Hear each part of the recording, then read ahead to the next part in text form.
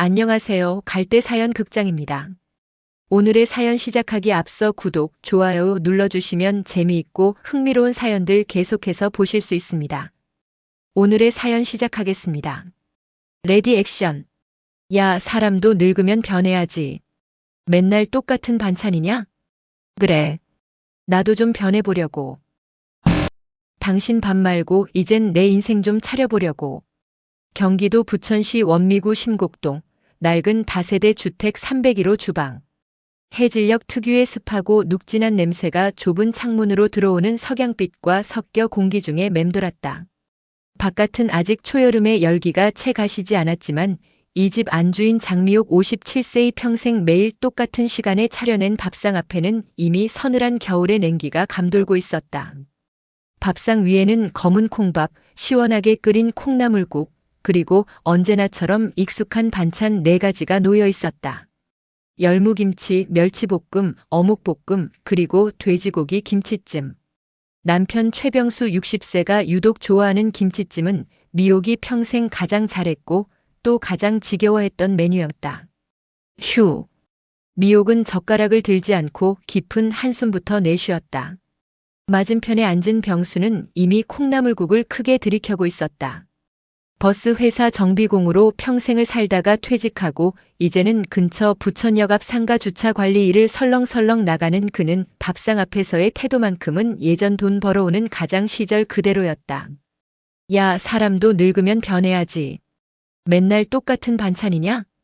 병수가 멸치볶음을 젓가락으로 툭툭 치며 불만 섞인 목소리로 말했다. 숟가락에 올려진 콩나물 국물보다 더 짜증이 섞인 목소리였다. 미옥은 그 말에 아무 대꾸도 하지 않았다. 대신 그녀의 시선은 밥상 옆 식탁 가장자리에 펼쳐져 있는 동네 신문에 박혀 있었다. 신문은 다 낡고 너덜너덜했지만 큼지막한 제목만은 선명하게 미옥의 눈동자에 새겨져 있었다. 50 넘어서 합격한 주부, 이제는 제 이름으로 계약 썼습니다. 합격 수기를 실은 기사였다. 환하게 웃는 미옥과 비슷한 또래의 아주머니 얼굴이 컬러 사진으로 인쇄되어 있었다. 그녀의 뒤로는 5공인중개사 사무소라고 씌어진 간판이 늠름하게 서 있었다. 어이, 듣고 있냐? 아침에도 저 김치찜이더니 저녁에도 저 김치찜이야. 나도 이제 식욕이 없어진다, 식욕이. 요즘은 밖에서 사먹는 백반도 반찬은 12가지씩 깔아주더만. 병수가 다시 한번 밥상으로 미옥의 시선을 강제로 끌어왔다. 그의 말투는 마치 미옥이 차려준 이 밥상이 자신의 권리이자 미옥의 당연한 의무라는 듯 조금의 미안함도 없었다. 미옥은 조용히 숟가락을 내려놓았다. 쇠 숟가락이 밥그릇의 노쇠 뚜껑에 부딪히며 챙하고 날카로운 소리를 냈다. 병수는 그 소리에 힐끗 미옥을 쳐다봤다. 왜? 밥 안 먹어? 그녀는 고개를 들고 20년 넘게 식구들 밥상만 보며 살아온 자신의 눈빛이 얼마나 변했는지 병수가 알아챌 수 있도록 정면으로 남편을 응시했다. 그래. 나도 좀 변해보려고. 미옥의 목소리는 너무나 조용해서 마치 방금 끓인 콩나물국이 식탁에서 내뿜는 김처럼 희미했다. 그러나 그 희미함 속에는 부천에서 여의도까지의 거리를 넘어설 만큼의 단단한 결심이 숨어 있었다. 병수는 이 상황이 어이가 없었다. 그가 아는 장미옥은 반찬 타박을 들으면 미안한 표정을 짓거나 다음 날 아침 일찍 일어나 새로운 반찬을 만들던 여자였다. 뭐? 갑자기 웬 변신이래? 나한테 잘 보이려고 어디다 돈 처바르지나 마. 그리고 그 밥상머리에서 신문 좀 치워. 밥맛 떨어지게. 병수는 신경질적으로 신문을 걷어내려 손을 뻗었다. 하지만 미옥이 한 발 더 빨랐다. 그녀는 신문을 낚아채듯 잡았고 그 과정에서 신문의 모서리가 밥그릇 옆에 둔 물컵을 건드렸다. 컵은 철컥 소리를 내며 넘어졌고 차가운 보리차가 식탁 위로 그리고 병수의 무릎 위로 쏟아졌다. 아, 이 여편네가 진짜. 뭘 하는 짓이야. 병수가 버럭 소리를 질렀다. 그의 얼굴은 벌겋게 달아올랐고 주방의 공기는 순식간에 일촉즉발의 긴장감으로 얼어붙었다. 미옥은 물에 젖은 식탁을 닦아줄 생각도 물에 젖은 병수 바지를 걱정해줄 생각도 하지 않았다. 그녀는 왼손으로 쏟아진 물컵을 들어 똑바로 세웠고 오른손으로는 신문을 돌돌 말아 쥐었다. 그리고 그 힘으로 숟가락과 젓가락을 옆으로 치워버린 뒤 아까 병수가 그렇게도 타박했던 멸치볶음 접시를 손에 들었다. 당신 말대로 나도 이제 질려서 그래. 당신이 평생 먹어온 그 똑같은 밥상이 나도 지겹다고. 뭐? 뭐라고 했냐 지금? 병수가 의자에서 벌떡 일어섰다. 등치가 큰 그가 일어서자 좁은 주방이 더욱 작아 보였다. 미옥은 전혀 위축되지 않았다. 그녀는 침착하게 하지만 온몸에 힘을 모아 멸치볶음 접시를 식탁 위에 뒤집어 엎었다. 접시가 깨지지 않은 것은 기적이었다. 끈적한 멸치볶음이 양념 국물과 함께 검은 콩밥 위로 그리고 김치찜 위로 뒤섞였다. 밥상 위는 순간 아수라장이 되었다. 이 미친 여자야. 지금 뭐 하는 짓이야? 병수의 고함이 집안을 울렸다. 미옥은 마치 수십 년 묵은 체증이 풀리는 듯 떨리는 숨을 들이마셨다. 그리고는 자신의 인생을 통틀어 가장 도발적이고 가장 뜨거웠던 문장을 내뱉었다.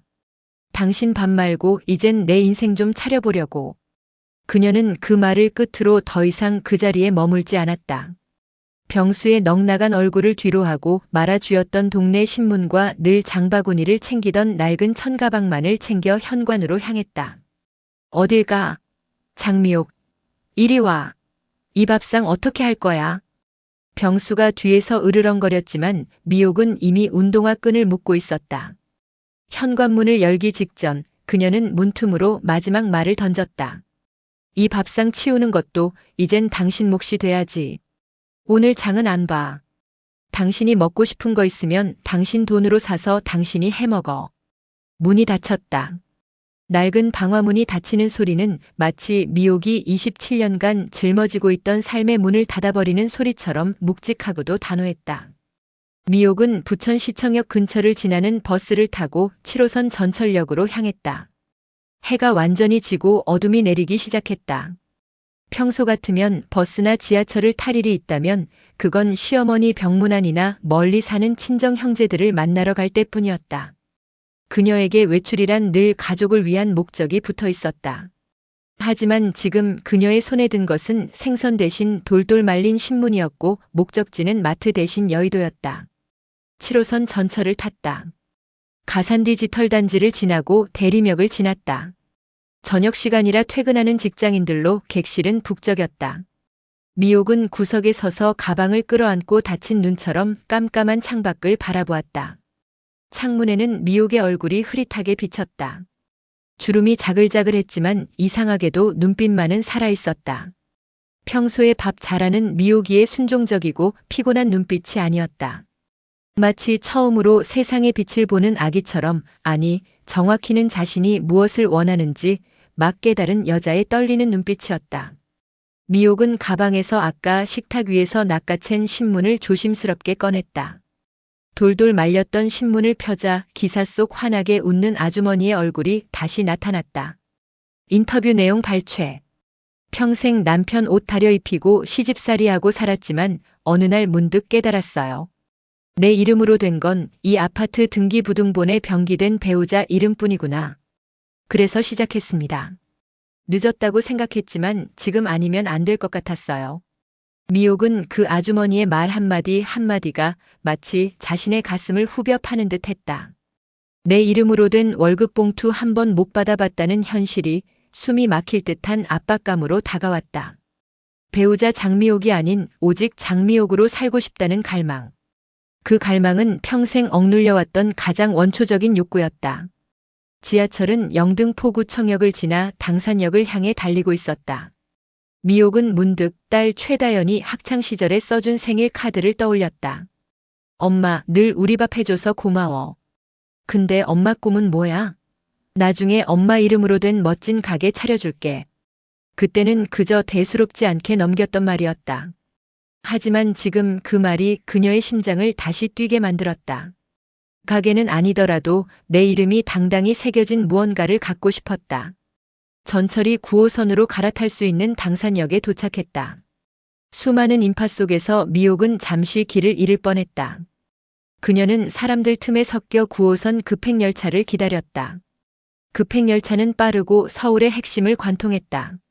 마치 미옥의 마음속에 번개처럼 찾아온 독립의 욕구처럼 거침이 없었다. 미옥이 여의도역에 내리자 그녀의 발밑이 이상하게 떨렸다. 부천과는 완전히 다른 세상이었다. 빌딩 숲에서 뿜어져 나오는 냉랭한 공기, 깔끔하고 비싼 정장을 입은 젊은 직장인들의 빠른 걸음, 그리고 밤에도 꺼지지 않는 수많은 오피스 불빛들. 그 모든 것이 미옥에게는 낯설고 두려우면서도 동시에 짜릿하게 다가왔다. 여의도 공인중개사 학원은 전경련회관이나 63빌딩과는 거리가 조금 떨어진 오래된 상가 건물 3층에 있었다. 미옥은 떨리는 손으로 건물 입구에 붙어있는 학원 간판을 올려다봤다.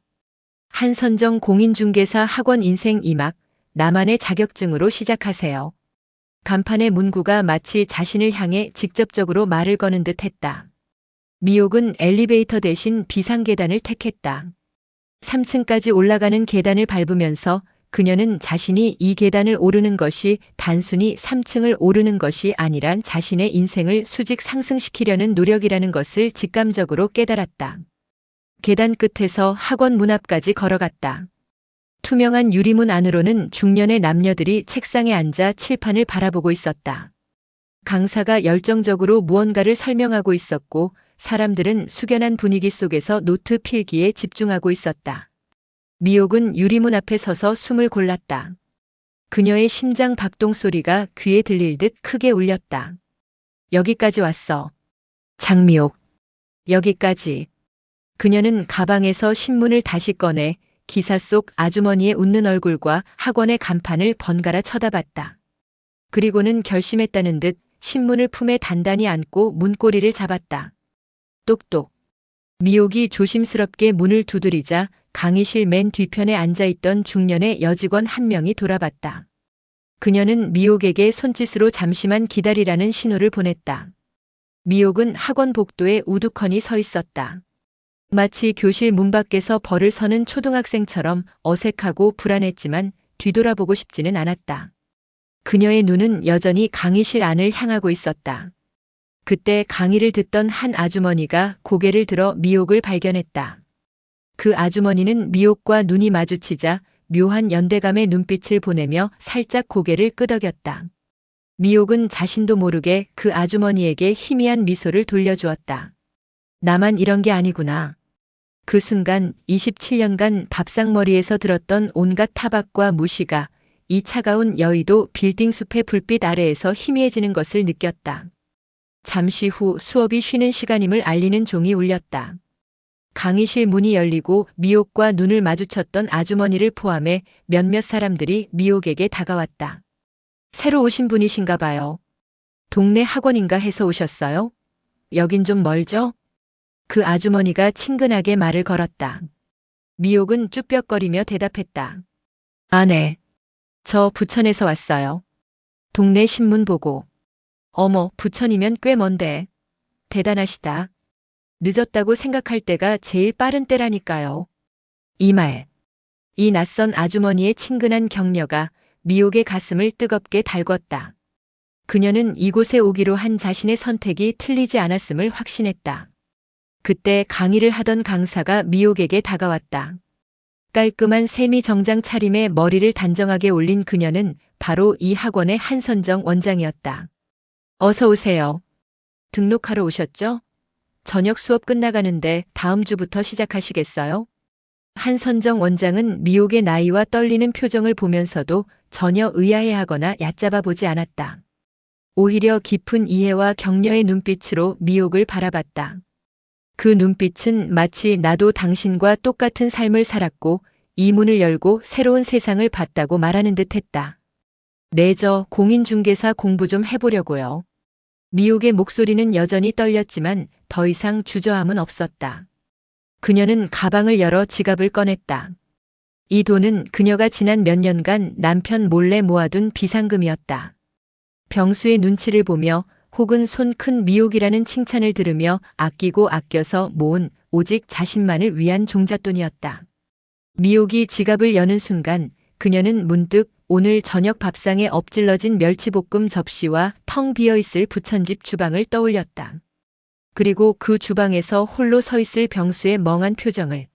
내 밥상, 이제는 내가 차릴 때야. 미옥은 접수창구로 다가가며 자신이 품에 안고 있던 신문을 조심스럽게 내려놓았다. 그녀의 뒷모습은 27년간의 아내 장미옥이 아닌 이제 막 인간 장미옥으로 태동하려는 한 여성의 단단한 실루엣이었다.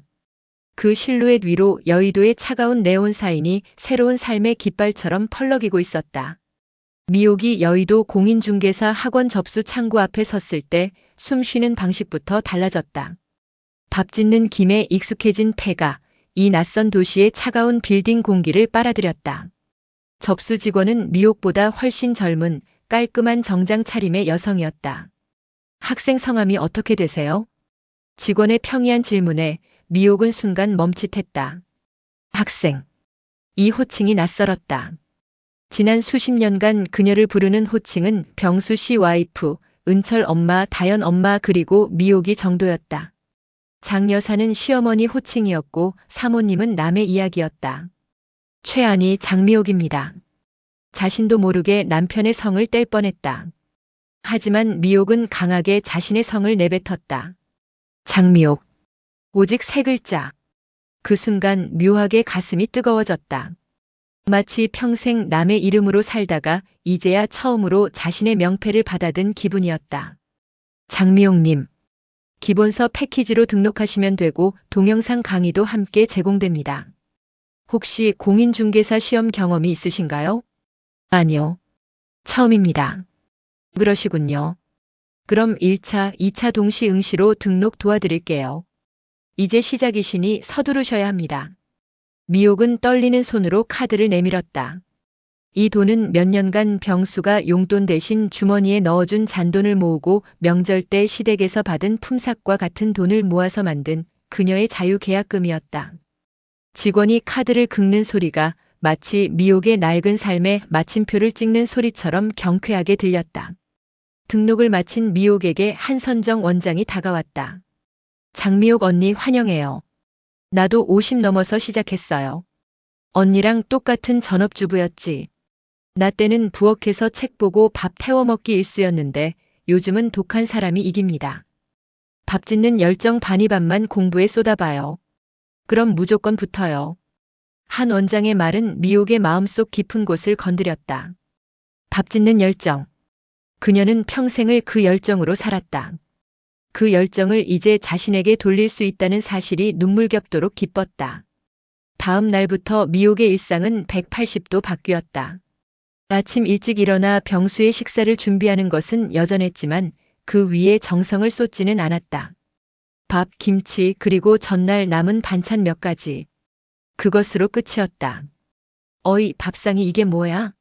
내가 밖에서 무슨 밥을 먹는지 몰라서 이래? 병수의 짜증이 아침 식탁을 덮었다. 미옥은 이제 눈 하나 깜짝하지 않았다. 그녀는 식사하는 병수 맞은편에 앉아 어제 학원에서 받은 교재를 펼쳤다. 당신 밖에서 무슨 밥 먹는지 이제 내가 알 필요 없잖아. 당신이 먹는 건 당신 일이지. 그리고 나 바빠. 공법 공부해야 돼. 공법. 그녀의 입에서 처음 나온 생소한 법률 용어였다. 병수는 그 말을 듣고 숟가락을 내려놓았다. 공법? 뭘 한다고 유난이야? 그딴 거 공부해서 뭐하게? 나중에 내 이름으로 된 부동산 사고 팔 때나 써먹을래? 응. 나중에 내 이름으로 된 계약서에 내 도장 찍을 거야. 미옥은 병수의 비웃음에도 흔들리지 않고 대답했다. 오후가 되면 미옥은 학원 가방을 챙겨 부천역으로 향했다. 여의도까지 가는 7호선과 9호선 환승 구간은 그녀의 이동식 독서실이었다. 낯선 용어들, 부동산 학개론, 민법 및 민사특별법. 처음에는 글씨 하나하나가 돌덩이처럼 무겁게 느껴졌다. 무효와 취소의 차이점, 도시개발법상의 환지 방식. 용어들이 머릿속에서 맴돌 뿐 이해가 되지 않았다. 하지만 미옥은 포기하지 않았다. 지하철에서, 버스에서, 심지어 부천역 앞 시장에서 장을 보는 동안에도 병수에게 줄 저녁밥 최소한의 재료만 살 때도 그녀는 교재를 펼쳐놓았다. 집에서는 더욱 치열했다. 주방 싱크대 앞에도 화장실 앞에도 포스트잇이 붙기 시작했다. 선의의 제3자 보호 규정 절대적 무효와 상대적 무효. 평생 콩나물값이나 고춧가루 시세만을 생각했던 그녀의 뇌가 새로운 지식으로 가득 채워지기 시작했다. 남들이 볼 때 그녀는 여전히 낡은 다세대 주택의 아줌마였지만 그녀의 내면은 새로운 계약서, 새로운 인생을 향해 빠르게 달리고 있었다. 미옥의 삶이 바뀌자 집안의 풍경이 급격하게 변했다. 미옥이 집에 늦게 들어오는 날이 잦아졌고 저녁 식사는 점점 단출해졌다.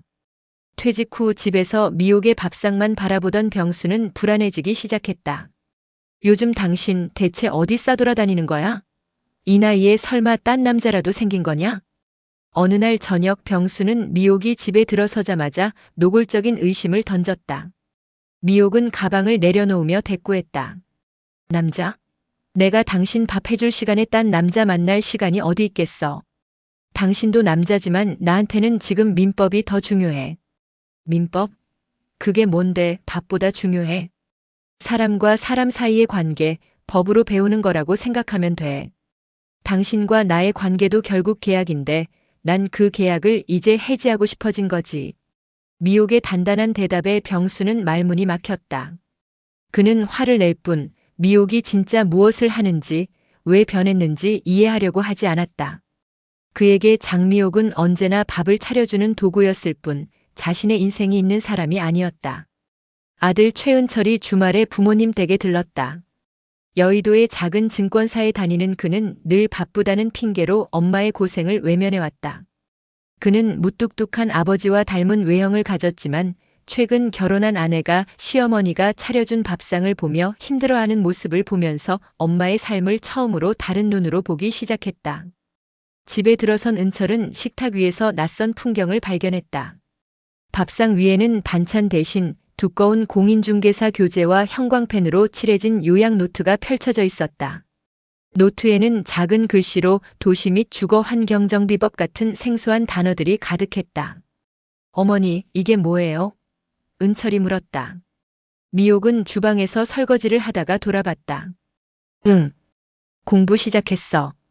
너희 엄마 늦었지만 이제야 자기 이름으로 살려고. 은철은 당황했다. 그는 엄마가 늦은 나이에 대단한 도전을 한다는 사실에 놀랐지만 한편으로는 고생은 이제 끝내고 좀 쉬시지 왜 저렇게 힘들게 사시나 하는 생각이 들었다.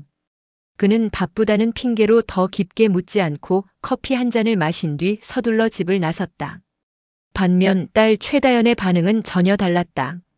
마포의 디자인 회사에서 재택과 프리랜서를 병행하는 다연은 엄마와 가장 친했고 엄마의 마음속 깊은 외로움을 유일하게 알고 있었다. 미옥은 딸에게 조심스럽게 메시지를 보냈다. 엄마, 나 부동산 중개사 시험 한번 봐보려고. 학원 등록했어. 다연은 이 메시지를 보고 눈물이 핑 돌았다. 엄마의 수십 년간 억눌렸던 꿈이 이제야 겨우 세상 밖으로 나오려는 아기의 울음소리처럼 들렸기 때문이다. 다연은 바로 엄마에게 긴 카카오톡 메시지를 보냈다. 다연 엄마, 나 엄마가 너무 자랑스러워. 진짜 눈물 나. 왜 이제야 시작했냐고 안 물어볼게. 지금이라도 시작한 게 얼마나 용기 있는 일인지 알아. 아빠가 뭐라고 하셔도 신경 쓰지 마. 나 학원비 보태줄게. 아니야, 내가 매달 용돈처럼 조금씩 보내줄게. 꼭 붙을 거야. 떨어져도 괜찮아. 나는 엄마 편이야. 그냥 엄마가 행복하게 공부했으면 좋겠어. 밤늦게 미옥은 책상 앞에 앉아 낡은 휴대폰 화면을 하염없이 바라보았다. 다연의 메시지. 나는 엄마 편이야라는 6글자가 평생 남편과 자녀들을 위해 살았던 그녀에게 가장 큰 응원이고 위로였다. 미옥은 조용히 휴대폰을 덮고 다시 두꺼운 교재를 펼쳐놓았다. 창밖에 부천의 밤은 깊었지만 미옥의 방에는 형광등 불빛과 함께 새로운 삶에 대한 희망이 환하게 타오르고 있었다. 시험일이 다가올수록 미옥은 초조해졌다. 새벽에는 민법, 오전에는 학원 강의, 오후에는 행정법, 밤에는 다시 암기. 식사 준비는 그녀의 우선순위에서 완전히 밀려났다. 밥상은 라면, 김치, 계란 후라이가 번갈아가며 올라왔다. 때로는 병수가 알아서 밖에서 사 먹거나 편의점 음식을 가져왔다. 병수의 불만은 쌓이고 쌓여 결국 폭발했다. 이게 지금 밥상이냐? 내가 돈 벌 때는 그래도 밥은 제대로 차려줬지. 이제 내가 집에 있는 게 그렇게 싫냐? 병수가 숟가락을 던지듯 내려놓으며 소리쳤다. 그의 목소리는 좁은 거실을 울렸다. 미옥은 공부하던 교재를 덮었다. 그녀의 표정은 평소처럼 당황하거나 미안해하는 기색이 아니었다. 오히려 지극히 담담하고 피로했다. 당신 밥은 내가 평생 차려줬잖아. 결혼 후 27년이야. 새벽 도시락, 아침밥, 제사상까지. 당신이 아팠을 때 미음까지 끓였어. 미옥은 숨을 고르고 병수의 눈을 똑바로 바라보며 말했다. 단 한 번쯤은 내가 내 밥상을 차려봐도 되지 않겠어? 나 자신을 위한 밥상. 이 공부가 바로 나를 위한 밥상이야. 병수는 미옥의 논리를 전혀 이해하지 못했다.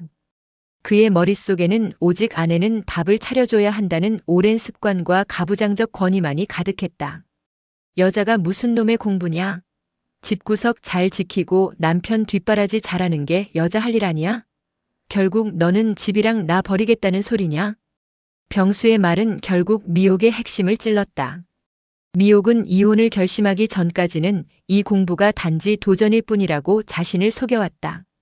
하지만 병수의 이 말은 미옥이 억지로 덮어두었던 본심을 수면 위로 끌어올렸다. 그래. 나 이제 당신 안 버려. 미옥이 말했다. 병수는 그 말에 안도하는 듯 했다. 나를 버리는 게 아니라 내 이름으로 살기 위해 당신 곁을 떠나는 거야. 미옥의 표정은 그 어느 때보다 차분했다. 마치 오랜 고민 끝에 이제야 비로소 자신이 가야 할 길을 말하는 사람처럼 보였다. 나 시험 붙으면 당신이랑 이혼할 거야. 정적이 흘렀다. 병수는 잠시 멍하니 미옥을 쳐다보다가 이내 헛웃음을 터뜨렸다. 하! 이혼? 농담도 참. 늙어서 주책이다, 주책. 그래. 붙기나 해봐. 붙으면 내 맘대로 해봐. 병수는 미옥의 말을 허세나 농담으로 치부했다. 그는 장미옥이 정말로 자신을 떠날 수 있을 만큼 단단한 사람이라고는 상상조차 하지 못했다. 그에게 이혼은 바람난 젊은 사람들이나 하는 일이었다. 하지만 미옥 자신은 안다. 이것은 농담이 아니다. 이 밤의 조용한 선언은 27년간 묵은 부부관계의 종언을 고하는 장미옥의 새로운 인생 계약서에 서명하는 순간이었다. 미옥은 병수의 비웃음을 뒤로하고 다시 책을 펼쳤다. 민법 제840조 재판상 이혼 사유. 이제 그녀의 공부는 단순한 자격증 취득을 넘어 자신의 삶을 해지하는 법률적 근거를 다지는 과정이 되었다. 드디어 시험 당일 새벽. 미옥은 누구도 깨우지 않고 집을 나섰다.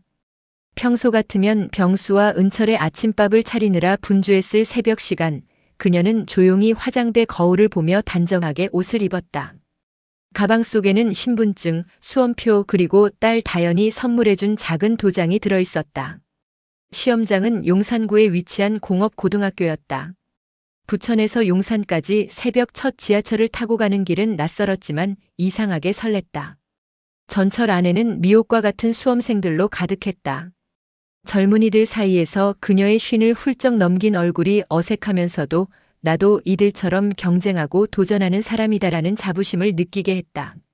시험장 건물 앞에 도착하자 수험생들이 줄지어 입시를 기다리고 있었다.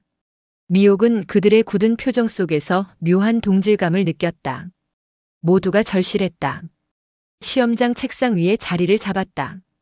삐걱거리는 나무 책상 위에는 수험표, 주민등록증, 그리고 얇은 필통 하나만 놓여 있었다. 미옥은 필통 속에서 작은 나무 도장을 꺼냈다. 도장에는 장미옥 석자가 새겨져 있었다. 딸 다연이 건네준 도장이었다.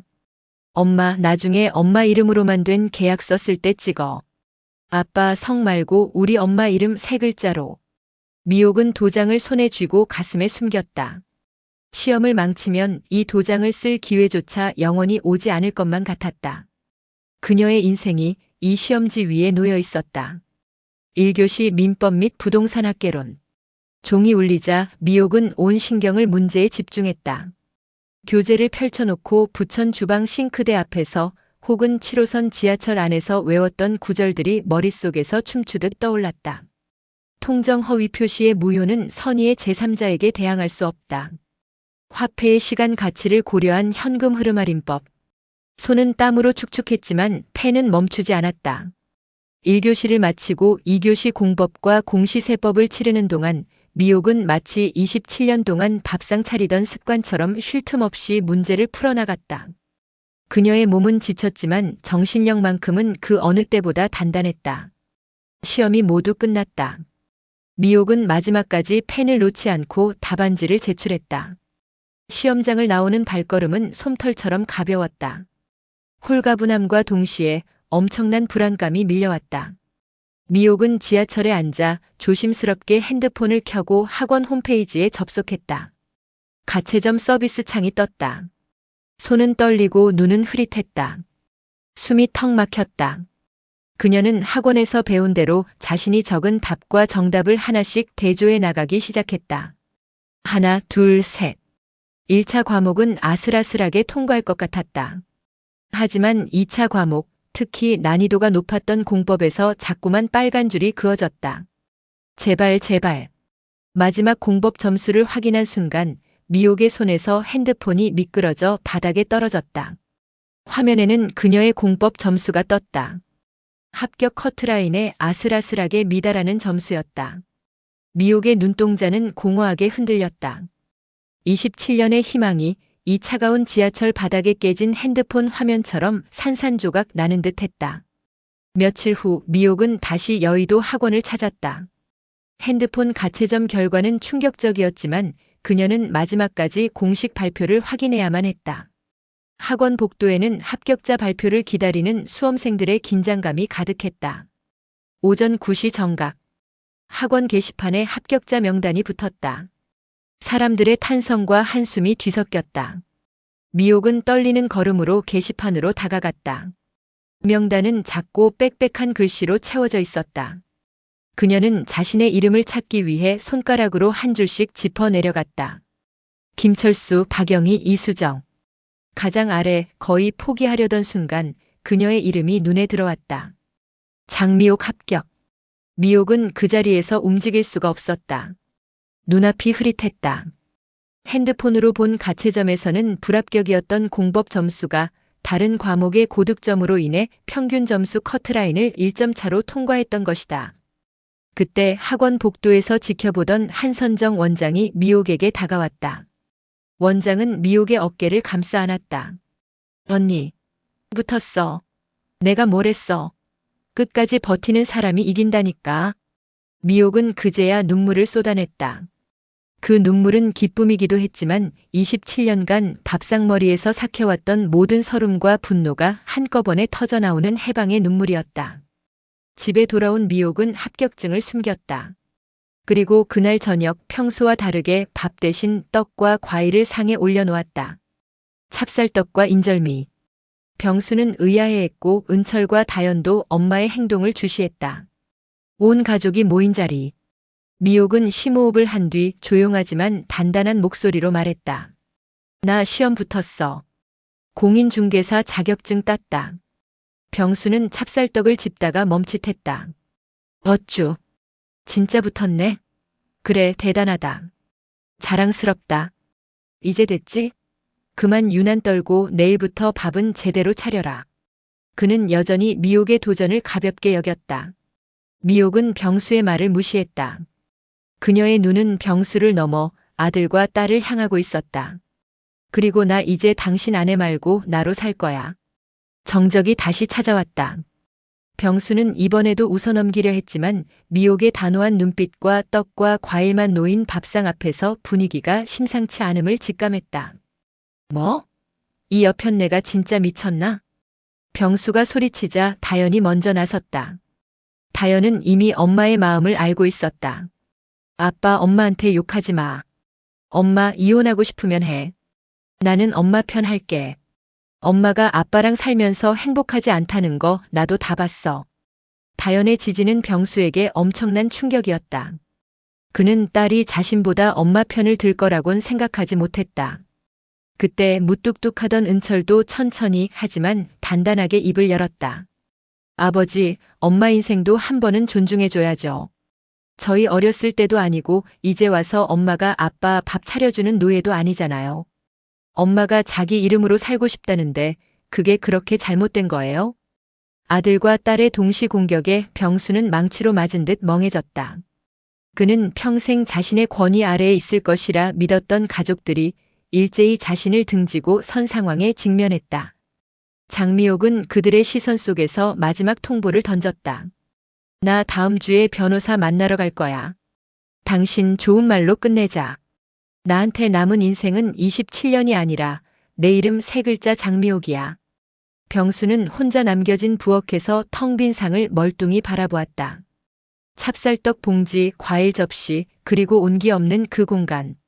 평생 따뜻했던 밥상이 순식간에 차가운 이별의 예고장으로 변해 있었다. 미옥이 이혼을 선언한 후 부천의 낡은 다세대 주택에는 팽팽한 긴장감이 감돌았다. 병수는 미옥의 말을 여전히 현실로 받아들이지 못하고 일시적인 반항 정도로 치부하려 했다. 하지만 미옥의 행동은 일관되고 단호했다. 그녀는 부동산 자격증 등록을 마쳤고 학원 원장의 소개로 서울 마포에 있는 이혼 전문 변호사를 만나 법적 절차를 밟기 시작했다.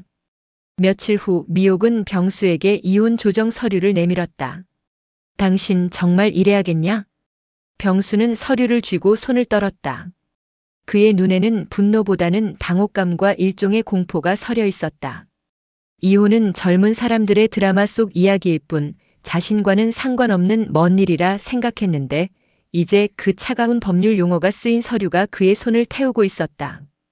왜 이래야 하는지 당신이 더 잘 알잖아. 나는 27년을 당신의 이름 뒤에서 살았어. 이제 내 이름 석자로 당당하게 세상에 나가고 싶어. 병수는 자신의 주변을 둘러보았다. 이 나이에 이혼했다는 소문이 동네에 퍼지면 주차 관리 일도 친구들 모임에서도 고개를 들 수 없을 것 같았다. 사람들의 시선이 두려웠다. 주변 사람들이 뭐라고 하겠냐? 이 나이에 왜 헤어지냐고 그래도 같이 산 정이 있지 않냐고 수군댈 거 아니야. 당신은 그런 거 하나도 안 무섭냐? 미옥은 차분하게 대답했다. 사람들이 수군대는 소리보다 내가 나를 무시하는 소리가 더 무서워. 당신 밥 차려주느라 내 꿈을 포기했다는 죄책감, 당신에게 무시당해도 입 다물고 살았던 지난날의 후회. 그게 더 무서웠어. 그때 다연과 은철이 미옥의 옆에 섰다. 다연은 엄마의 어깨를 감쌌고 은철은 무뚝뚝하게 아버지에게 말했다. 아버지, 엄마가 나가서 돈 벌어오겠다는 거잖아요. 평생 집에서 살림만 하던 사람이 얼마나 큰 용기를 낸 건지 좀 생각하세요. 엄마의 새로운 출발을 우리 자식들이 응원하겠다고요. 아들의 단단한 말에 병수의 권위는 완전히 무너졌다. 그는 서류에 도장을 찍기 직전 손이 떨려서 한참을 망설였다. 땀이 밴 손으로 도장을 쥐었지만 도장을 누를 수가 없었다. 정말 이래야겠냐? 내가 미안했다. 내가 좀 잘해줄게. 밥상도 내가 치우고 내가 청소도 하고. 병수의 목소리는 울먹였다. 처음으로 그는 미옥에게 미안하다고 말했다. 하지만 그 말은 너무 늦었다. 그 말은 미옥의 자유를 억압하기 위한 조건부 사과일 뿐 진정한 깨달음에서 나온 사과가 아님을 미옥은 알고 있었다. 미옥은 그의 손을 부드럽게 감싸 쥐었다. 고마워. 하지만 이제는 아니야. 나는 당신의 아내 장미옥이 아니라 공인중개사 장미옥으로 살고 싶어. 이제야 처음으로 내 도장 찍는 거야. 내 삶에. 미옥의 눈가가 젖어 있었지만 그녀는 환하게 웃었다.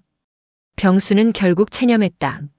미옥의 단단한 의지, 자식들의 확고한 지지 앞에서 그는 더 이상 버틸 힘이 없었다.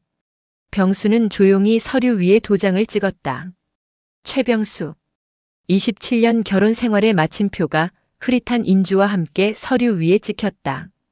이혼 절차를 마친 두 사람은 구청 앞 벤치에 나란히 앉아 어색하게 커피를 마셨다. 미옥이 건넨 종이컵 속 커피는 씁쓸했다. 그래도 나랑 살느라 고생 많았다. 병수가 힘겹게 입을 열었다. 당신도 나랑 살아줘서 고마웠어. 당신 덕분에 내가 밥 하나는 잘하게 됐잖아. 미옥이 피식 웃었다. 두 사람은 잠시 말없이 앉아 있었다. 그들의 관계는 끝났지만 그들의 인생은 계속되고 있었다. 병수는 미옥의 뒷모습을 보며 자신이 잃은 것이 단순한 아내가 아니라 평생의 돌봄과 자신의 안일했던 삶이었음을 뒤늦게 깨달았다. 미옥은 병수를 뒤로 하고 홀가분한 발걸음으로 여의도가 아닌 부천역 방향으로 향했다. 그녀의 가방 속에는 장미옥 세 글자가 선명하게 새겨진 도장이 들어있었다. 미옥은 부천역 사거리 뒷골목 오래된 상가 1층에 자리 잡은 미래공 인중개사사무소에 취직하게 되었다. 이곳은 부천 토박이들이 주로 찾는 주택거래 위주의 작은 사무실이었다. 사무실 동료인 노정우 40대 초반은 미옥을 탐탁지 않게 여겼다. 노정우는 젊은 시절부터 이 분야에서 일해온 베테랑으로 늘 최신 컴퓨터와 모바일 메신저를 사용하는 디지털 중개인이었다. 어르신, 요즘은 이런 일은 컴퓨터도 잘해야 하고 젊은 사람들이 해야 합니다. 손님들하고 다 카톡으로 소통하는데 그거 되세요? 지도 앱으로 매물 위치도 바로바로 찍어서 보여줘야 하고요. 노정우의 말투에는 노골적인 경계와 얕잡아봄이 섞여 있었다. 그는 미옥이 취미 삼아 잠시 왔다가 금방 그만둘 구식 아줌마라고 생각했다. 미옥은 묵묵히 노정우의 잔소리를 들으며 그가 가르쳐주는 컴퓨터 사용법과 지도 앱 활용법을 익혔다. 마우스 잡는 법, 한글 타자 치는 속도는 느렸지만 그녀는 밤늦게까지 사무실에 남아 연습했다. 그녀의 손은 설거지와 칼질에 익숙했지만 이제는 키보드 위를 헤매는 새로운 노동에 적응해야 했다. 미옥의 강점은 따로 있었다. 그녀는 사람을 대하는 일에 능숙했다. 첫 손님은 신혼부부였다. 두 사람은 전세 계약 때문에 부천의 다세대 주택을 알아보러 왔는데 매물을 볼 때마다 불안해했다. 이 집 햇빛은 잘 드는데 혹시 물 잘 나오나요? 전에 살던 집은 밤에 샤워할 때 찬물만 나와서요. 신부가 조심스럽게 물었다. 노정우였다면 직접 틀어보시죠. 다 나오겠죠 라고 대충 넘겼을 질문이었다. 하지만 미옥은 달랐다. 물? 당연히 잘 나와야죠. 미옥은 수도꼭지를 틀어 수압을 확인하는 대신 무릎을 굽혀 싱크대 하부장을 열었다. 세댁 여기 보세요. 이 집은 배관이 깔끔하게 잘 되어 있네요. 문제는 없을 것 같아요. 그리고 미옥은 벽지를 꼼꼼히 살피더니 말했다. 밤에 추울까 봐요. 제가 이 동네 살아서 아는데 이쪽 블록은 겨울에 북쪽 바람이 좀 차요. 제가 따뜻한 극세사 담요 하나 선물해 드릴게요.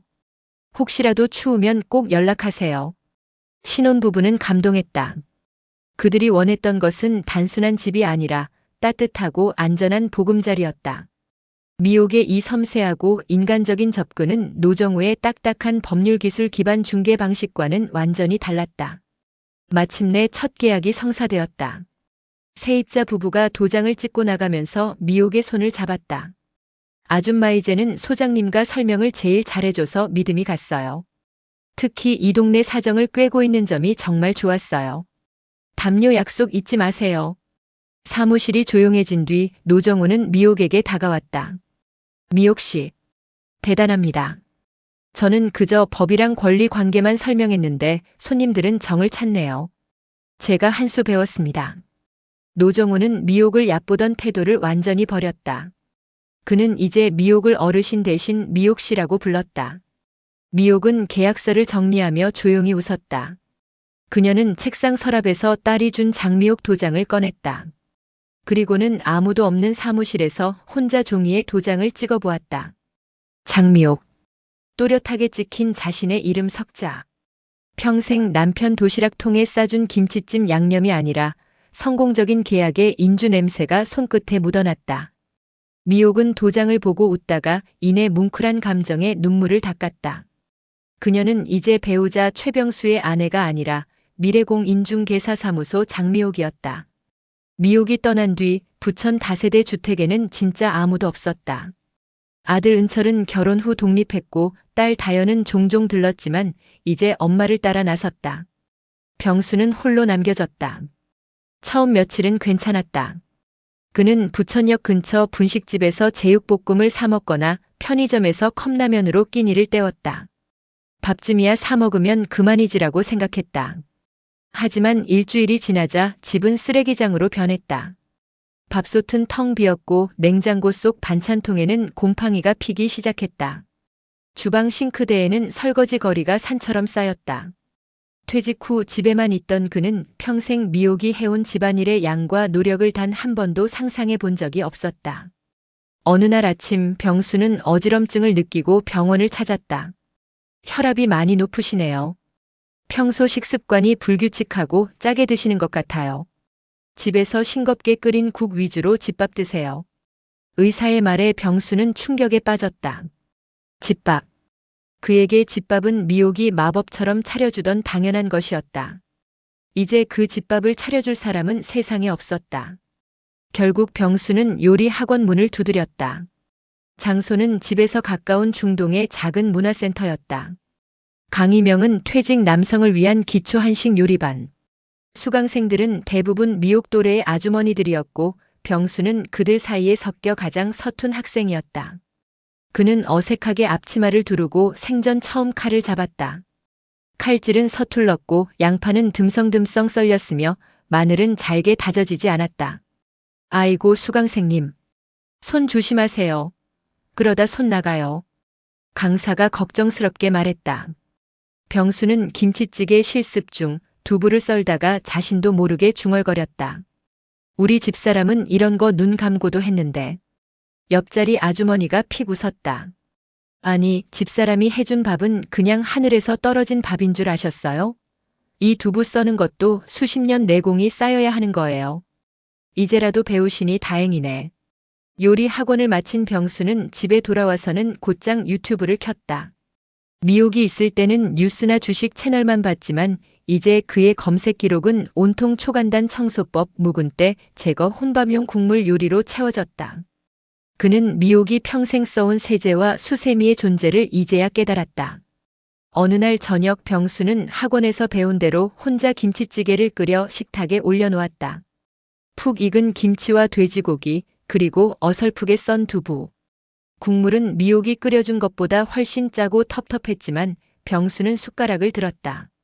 그는 조용히 휴대폰을 들어 김치찌개 사진을 찍었다. 그리고는 미옥의 카카오톡 프로필을 열었다. 미옥은 자신의 상태 메시지를 미래공 인중개사사무소 장미옥으로 바꿔놓은 상태였다. 병수는 떨리는 손으로 메시지 창에 글을 적기 시작했다. 병수 잘 지내냐? 나도 이제 밥 한번 차려봤다. 맛은 없는데 그냥 끓여봤어. 당신은 밥 잘 먹고 다니지?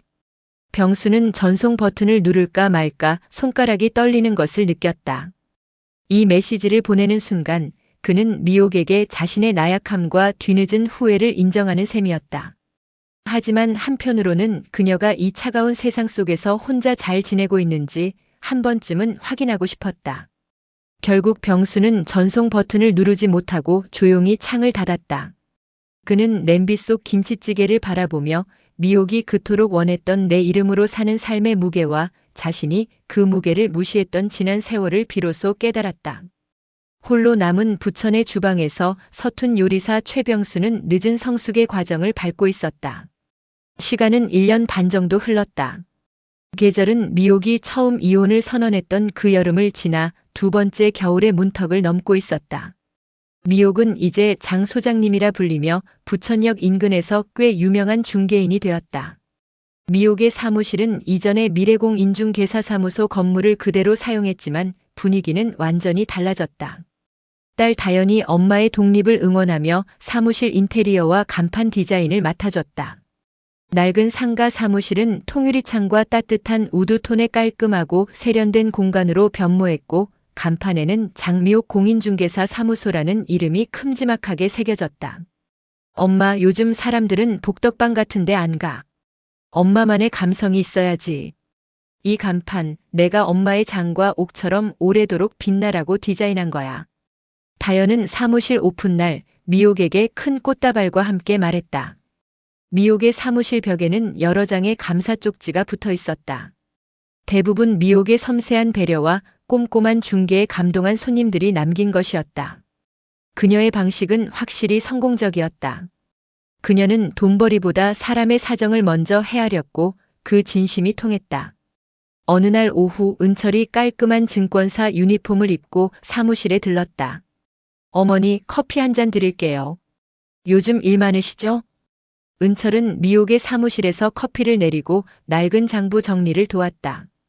결혼 후 아내의 고생을 보며 엄마의 삶을 이해하게 된 그는 이제 미옥의 가장 든든한 조력자였다. 괜찮아, 은철아. 너 회사 일도 바쁠 텐데. 이제 엄마 혼자도 잘해. 미옥이 웃었다. 혼자 잘하시는 건 알지만 제가 돕고 싶어서요. 어머니, 이 사무실이 어머니의 진짜 집 같아요. 편안하고 따뜻하고. 미옥은 아들의 말에 가슴이 뭉클했다. 평생 가족에게 밥을 차려주던 부천의 집은 텅 빈 껍데기에 불과했다면 이 작은 사무실은 그녀의 꿈과 이름으로 채워진 가장 안전하고 완전한 그녀의 공간이었다. 같은 시각 최병수의 삶도 완전히 바뀌어 있었다. 그는 부천에서 조금 떨어진 소규모 아파트 단지 인근의 작은 원룸에서 살고 있었다. 이혼 후 미옥에게 재산 분할을 해준 뒤 남은 돈으로 마련한 조촐한 공간이었다. 화려하지는 않았지만 병수 스스로 관리해야 하는 공간이었기에 깨끗하고 정돈되어 있었다. 이제 병수는 아침마다 알람 소리에 맞춰 일어났다. 아침 식사는 직접 요리 학원에서 배운 대로 밥을 짓고 싱겁게 끓인 콩나물국이나 된장찌개로 해결했다. 그는 더 이상 밥상 타령을 하지 않았다. 그는 이제 집밥이 아내의 희생이 아니라 한 사람의 노력과 정성이라는 것을 머리로 그리고 손으로 배웠다. 병수는 여전히 주차 관리 일을 했지만 퇴근 후에는 청소와 살림에 시간을 쏟았다. 유튜브로 살림 노하우를 보며 묵은 때를 닦아냈고 빨래를 널고 개는 일에도 익숙해졌다. 그의 손은 더 이상 버스 정비의 기름때나 주차장 표지판의 먼지에만 젖어 있지 않았다. 세제와 섬유 유연제의 깨끗한 향이 그의 몸에 배어 있었다. 어느 날 병수는 요리 학원에서 진행하는 실버 유튜버 교실 특강을 들었다. 그는 자신이 끓인 김치찌개 사진을 찍는 습관을 발전시켜 병수 아재의 혼밥 레시피라는 소박한 유튜브 채널을 개설했다. 그의 영상은 투박했지만 진솔했고 특히 요알못 요리를 알지 못하는 중년 남성의 고군분투라는 콘셉트가 주부들 사이에서 입소문을 타기 시작했다. 병수는 이제 밥을 먹기 위해 미옥에게 매달리지 않았다. 그는 스스로 밥을 차렸고 스스로 삶을 책임졌다. 그날 오후 미옥은 부천역 앞에서 다음 계약을 위한 답사를 마치고 장바구니를 들고 있었다. 장바구니 안에는 새로 구매한 계약서 양식, 그리고 딸이 선물해준 고급 인주가 들어있었다. 병수는 요리 학원 특강을 마치고 장바구니에 오늘 요리에 쓸 신선한 채소와 레시피 노트를 넣은 채 전철역에서 나오고 있었다. 부천역 사거리 횡단보도 앞에서 두 사람은 우연히 마주쳤다. 순간 미옥과 병수는 동시에 멈춰섰다. 1년 반 만의 재회였다. 병수는 예전에 거칠고 짜증 가득한 모습이 아니었다.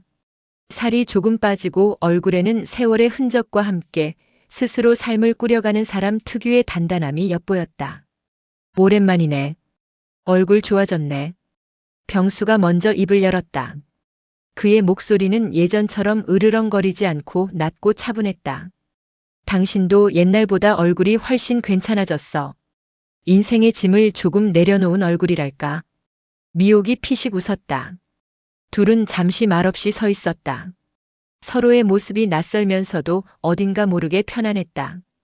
그들의 관계는 끝났지만 그들 사이에 흐르는 공기 속에는 27년의 세월이 남긴 미묘한 존중이 존재했다.